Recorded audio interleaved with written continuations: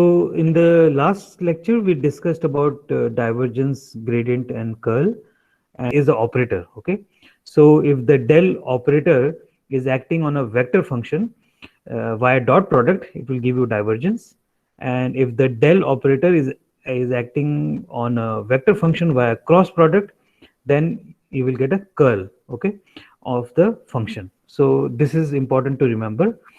So let's do the second function here, which is represented by this diagram here. Okay, and again, if you want to find del cross VB, that would just be your x, y, z, and then you have to write the partial derivatives, d by dx, d by dy, d by dz, and now in the x you have nothing, so it will be 0. Y you have x as your prefix here, which is the coefficient, and then in the z again you have nothing, so it is 0. Okay, so if you calculate this, the first term x will be this determinant here, so d by dy of 0 is 0, d by dz of x is also 0, so this is 0, and then you get a minus y term. Again, now you're eliminating this row, so you're taking partial derivative of 0, partial derivative with respect to z of 0, so again this term is 0, and the last term will be z times, let's see, you get d by dx of x minus d by dy of 0 is 0. Okay, so d by dx partial derivative of x is just 1, so you get just the unit vector pointing in the z direction, and the magnitude is 1. Okay, so that is your function that you're seeing in this diagram B. Okay, again it is curling around this point in the xy plane, so your curl is pointing in the z direction. Okay, and if you remember your cross product, if you take cross product of x cross y, it should point in the z direction. Okay, that is what is happening here. All right, so let's take another example. So, again we will do the matrix x, y, and z, and the first row will be this del operator. You take the partial derivatives. Okay, and the second row will be your function here, so you have x square component, 3x z square here, and minus 2x z here. Okay, so the first term will be your x, and you're taking the partial derivative with respect to y, so you get 0 because there is no y term here.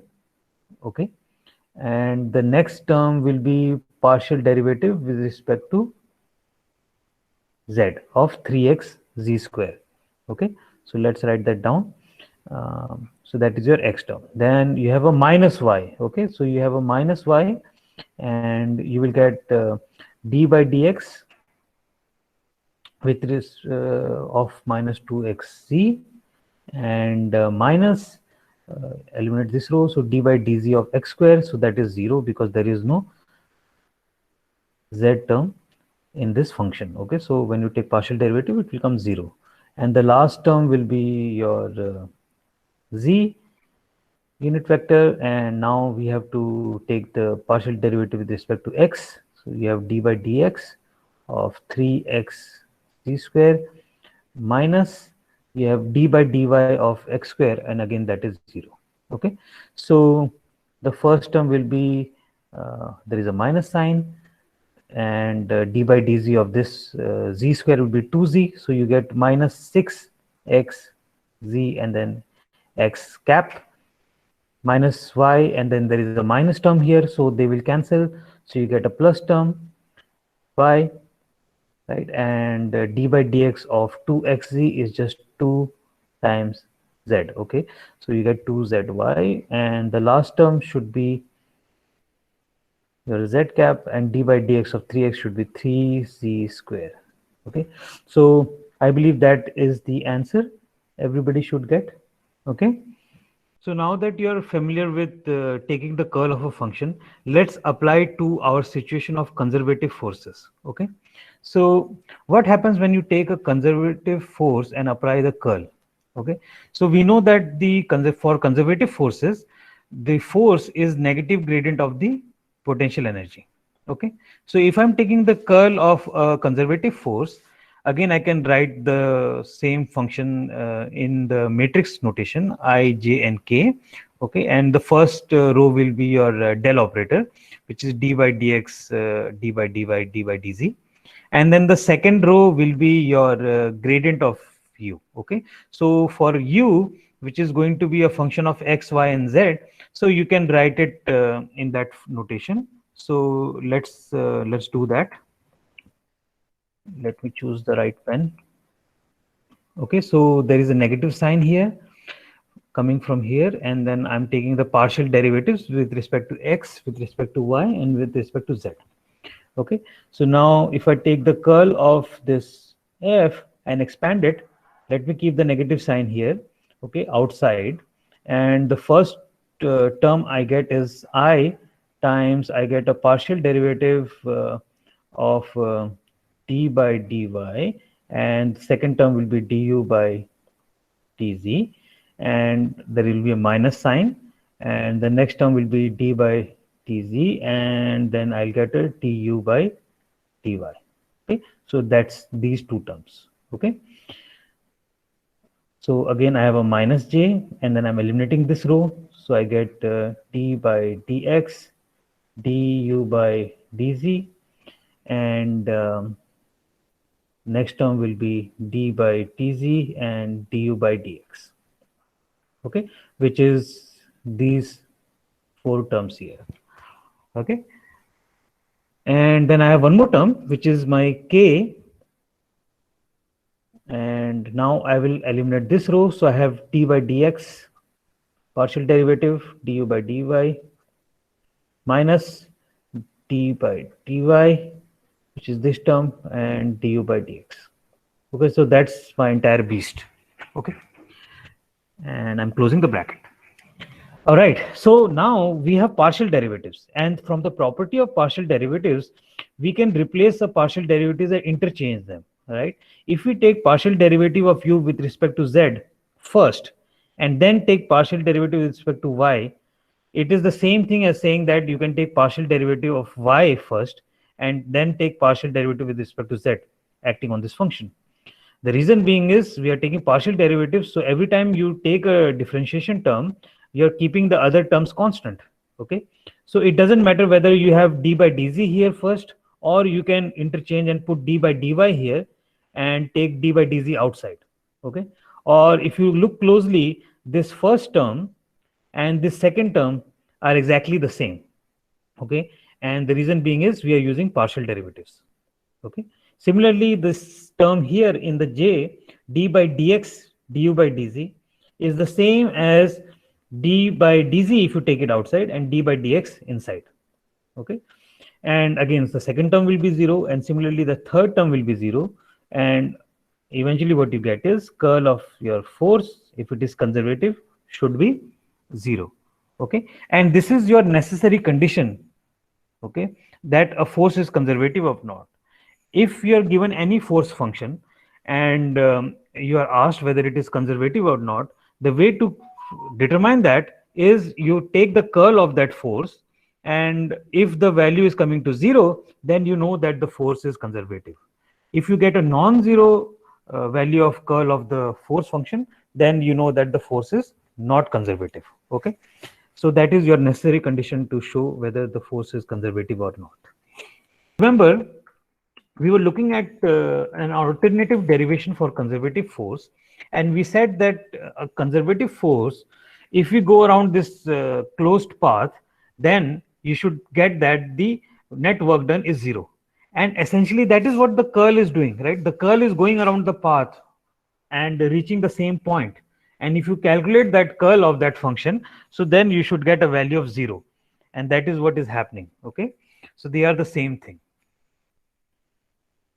So let's take an example of this function. We are given that there is a particle, and the position of the particle is given by this function r is a cos theta I plus a sine theta j. Okay, so a is the magnitude, and we have some function of theta angle playing in this situation. Okay, now we want to find whether the force acting on this particle is conservative or not. Particle is basically doing your circular motion. Now, if you look at this situation, and let me call this angle as theta. Okay, so if a particle is going around the circle, we can say that it has some angular velocity, and that angular velocity we donate it as omega, and it is basically the angle covered by some time taken to traverse that angle, right? So that is a common basic definition of what angular velocity is, right? Apart from what this instantaneous velocity v is of the particle at that position, which we also sometimes call as the tangential velocity. Okay, so this particle is doing circular motion, and this theta is the angle that is getting covered in some time t. So we can write the relationship that theta is omega t. Okay, and you know that any object that is doing this circular motion will have a centripetal force that is acting. So the force that is acting is the centripetal force. Okay, so again the question is saying that this is the way the position of the particle is shown. If this value of magnitude is a, then I can say that on the one of the axis, which is your axis in the I, this value will be a cos theta. Okay, and the value along the j axis, which is here,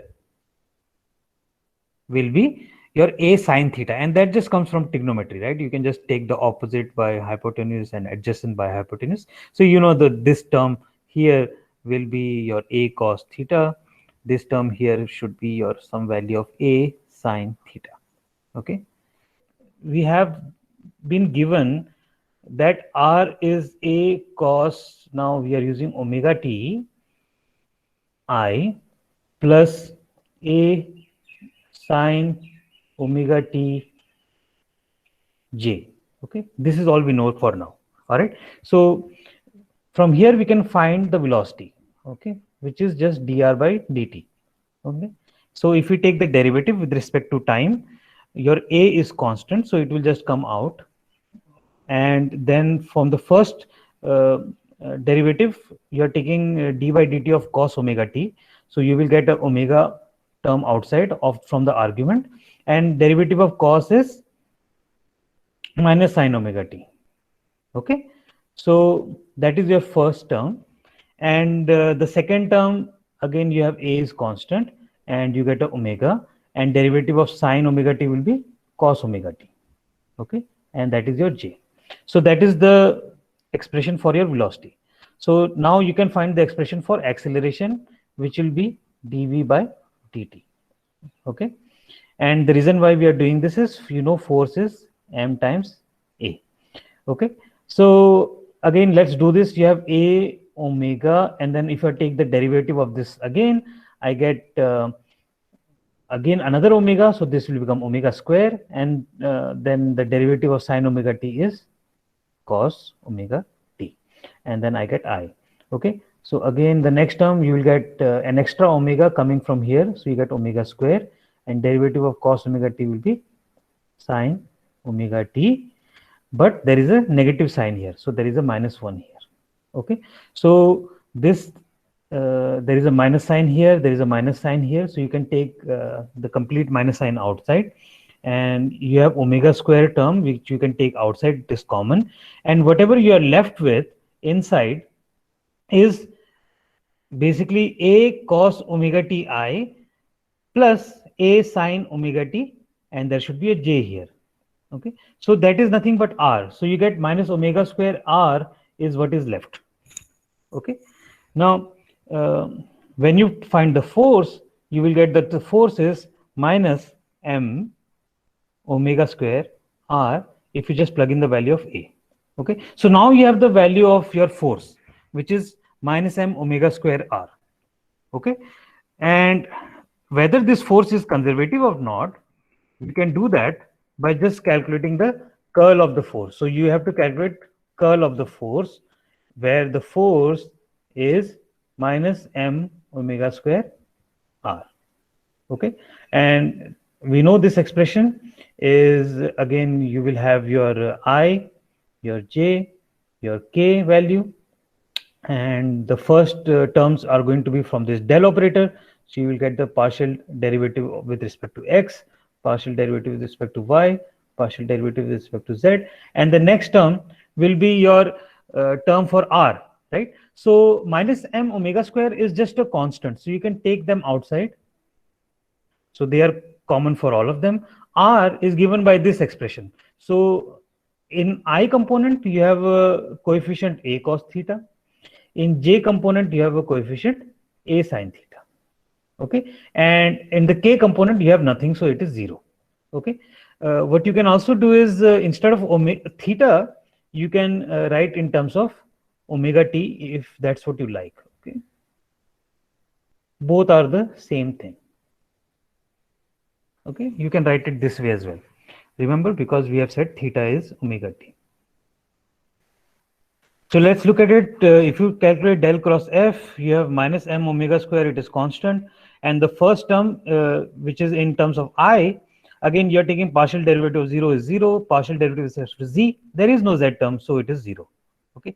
Similarly, you get minus j, and again, there is no term in x, and there is no term in z, so this is also 0. And the last term, k, again, partial derivative with respect to x, everything is constant here, omega is constant, a is constant, t is time, so again this is 0. And again, with respect to y, all these terms are constant, so it is 0. Okay, so all the three terms are 0, and you get del cross f is 0. And so the force acting on this particle is conservative. Okay, that is what we have just proved.